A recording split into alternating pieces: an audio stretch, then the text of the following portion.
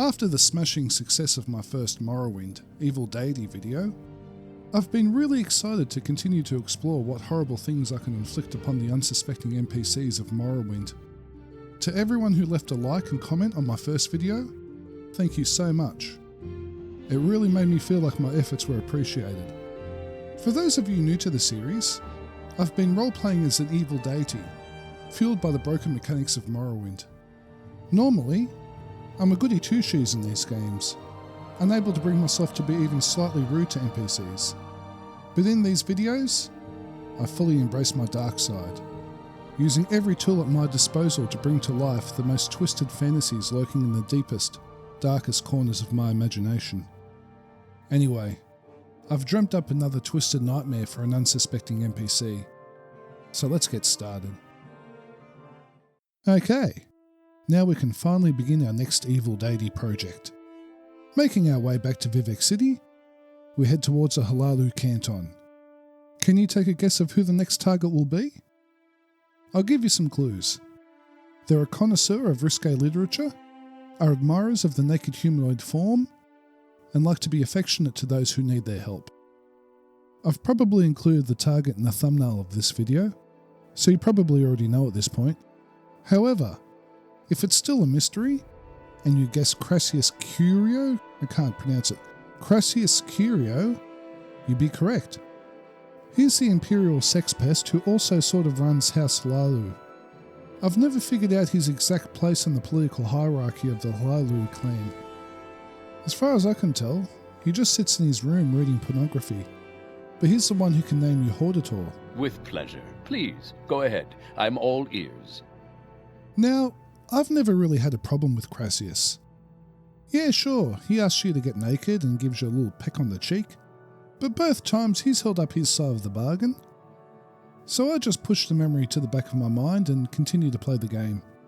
Regardless, he's caught in the crosshairs of the new evil god in Morrowind. His fate is sealed. Before we go forward, I just have to clarify something. Since I've always played a male character, I kind of assumed that Crassius's interest in me meant that he liked men. I have honestly never put myself in the shoes of a female Morrowind player, or even a female character for that matter. I'm sure that there are dozens of female Morrowind fans out there. Anyway, in this playthrough, Just For is male, so we'll assume that Crassius's interest in him means that he likes men. This clarification will make sense soon, I swear. I cast a custom charm spell on Crassius, and we begin the tedious task of leading him halfway across the map. Our destination is a small bandit hideout west of Caldera called Shushushi, or Shushishi. I cleared it out a while ago while doing a quest to retrieve the family heirlooms of some Nord noblewoman. I noticed that there was a nice cage where the bandits kept slaves. I was still being a goody two-shoes at that point, so I freed the slaves at the time, but the cage is still just sitting there, unused. In my haste to get to Shushishi, I gathered quite a following of cliff racers. I'm in no danger, obviously, but it would be frustrating if they ended up killing the people I'm trying to get inside the hideout. So Crassius and I slaughter them all. I take Crassius inside the hideout and we head down to the cage. I have a constant light enchantment on a piece of clothing, so that's why everything looks so bright. I convince Crassius to enter the cage. If I didn't have a strong charm humanoid spell placed on him, I imagine he'd be asking some questions right about now. This is the first part of my plan completed. Now comes the more fun part. I need to head out to Suran. I don't think there's ever any reason whatsoever to go to Suran outside of a handful of small missions. There are two dreamers in the same spot. Oh wait, it's that dark elf false prophet you have to silence for one of the temple missions. Strange that two shirtless and dishevelled dark elves would be in the same spot. Anyway, here it is. The only reason to visit Suran, the House of Earthly Delights. First off, I notice an issue that could be a problem for my project, and that's that the girls are never consistently dancing. One or more of them is always just standing there, staring off into space when they should be working. I won't tell you how it's a problem just yet, but it's something I'm going to have to work on before the video's finished. I have the ladies follow me out of Suran, but before I take them to the hideout, I need to stop off at Balmoral to do some enchanting first. Here's what I'm thinking. I'll be Charlie, and you can all be my angels. Except you. You can be Bosley. Embarrassingly, I forgot to stock up on some golden saint souls for enchanting, so I'll do that for a while on the roof of the Mages Guild. Okay, so I'll need a few constant effect enchantments for this project. I make a few constant effect rings called Just For's Bliss. These rings reduce the intelligence of the wearer by 20 points, and for roleplay purposes, induce a blissful, almost mindless state for the wearer. Next, I create rings that constantly restore health. Again, only for roleplay purposes, these rings will make sure that the wearers will never starve to death or die of old age, no matter how many centuries go past. The next ones are called Just For's Vigour. They constantly fortify the fatigue of the wearer, meaning they never get tired or hungry. They will stay active and energetic forever. Finally, a ring with a constant paralysis effect. I only need one of these. If you've seen my last video, you should have an idea of what's coming. That was really expensive. I'm going to have to sell some more stuff at some point. Come on, ladies, ignore the dead rat. Ignore the naked Nord. It's cold out. Don't laugh at him. I take the ladies through Caldera. I don't really need to.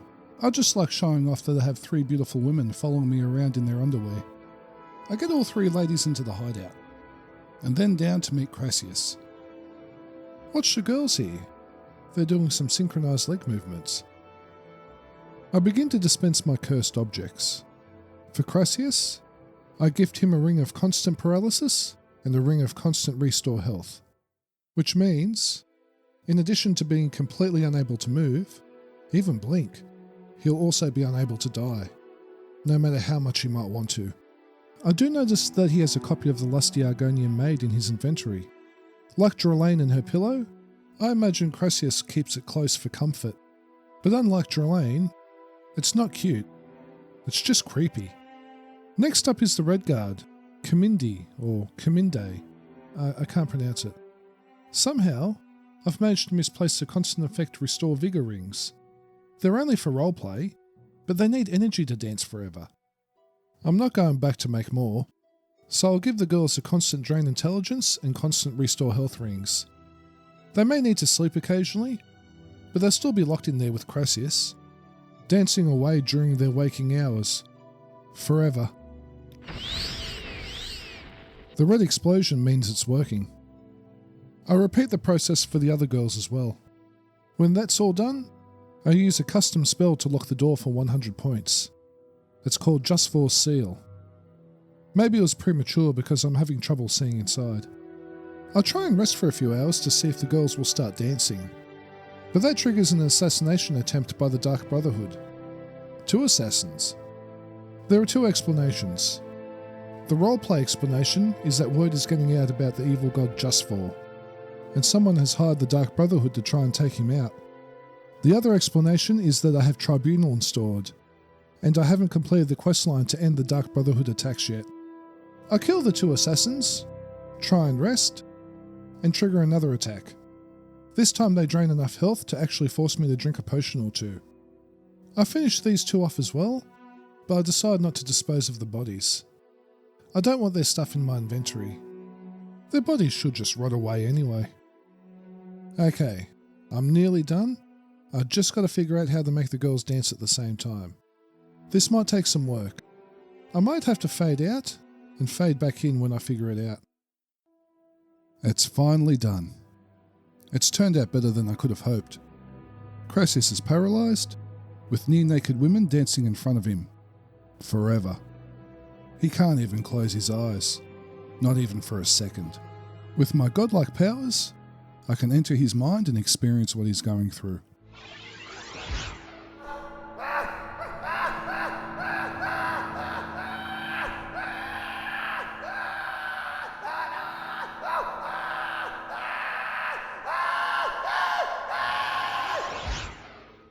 Remember, we previously established that Crassius is attracted to men in this playthrough.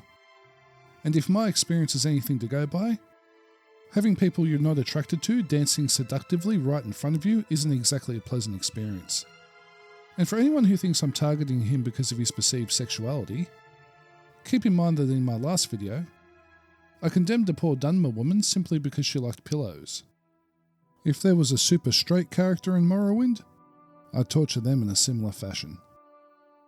For one final touch, I have to leave the note. I, the newest god in Morrowind, have seen fit to condemn those within this cave to a curse that stretches to the most extreme limits of my imagination. One of these wretches dared to ask if they could see me naked, and even had the audacity to kiss my cheek. The others, merely collateral, ensnared by circumstance, their only crimes being a lack of clothing and an ability to dance. Look upon my creation if you dare, but disturb nothing, lest an even more horrific fate befall you as punishment. Just for.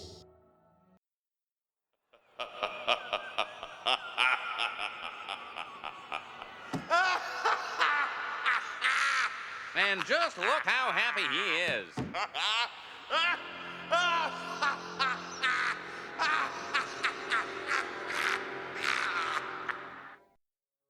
Well, that's the end for this project. Thank you to everyone who made it this far. Again, a special thanks to those who subscribed, liked, and commented on the previous video. All that feedback was so uplifting, and without it, this video probably wouldn't exist. I have plenty more ideas for the future, so I hope you keep an eye on this channel for more videos. Bye for now.